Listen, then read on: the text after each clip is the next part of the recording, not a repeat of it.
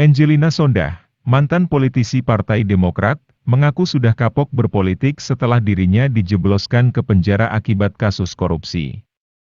Ketika dihadirkan sebagai saksi kasus korupsi Rumah Sakit Udayana dan Wisma Atlet Hambalang, Angelina Sondah pernah membongkar aliran dana proyek APBN di era Presiden Susilo Bambang Yudhoyono.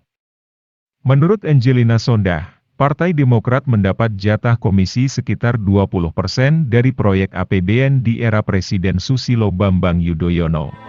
Misalkan tambahan anggaran untuk APBNP itu 2 triliun. Nanti jatahnya itu dibagi berdasarkan proporsionalitas kursi partai. Kalau dulu zamannya saya, Partai Demokrat 20%. Pengakuan Angelina Sondah itu sangat mengejutkan. Sebab, prosentase jatah Partai Demokrat dari setiap proyek APBN yang diungkap Angelina Sondah, terbilang sangat tinggi.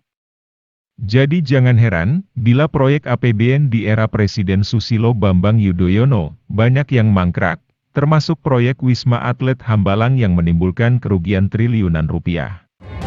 NG menyebut partainya mendapat jatah dari tiap proyek yang digarap pemerintah. Di depan majelis hakim, terpidana kasus suap anggaran Kemendiknas dan Kemenpora ini juga membeberkan pembagian jatah tersebut. NG sempat memberikan ilustrasi terkait pembagian jatah tersebut. Dirinya menyatakan jika terdapat pagu anggaran sebesar 1 triliun rupiah untuk proyek di Kementerian Pendidikan Nasional yang saat ini bernama Kementerian Pendidikan dan Kebudayaan, maka dari pagu anggaran tersebut disepakati 50-50 untuk pemerintah dan DPR. Jadi misalkan tambahan untuk Kemendiknas lah katakanlah, misalkan 1 triliun, terus disepakati oleh komisi dengan pemerintah bagi setengah-setengah.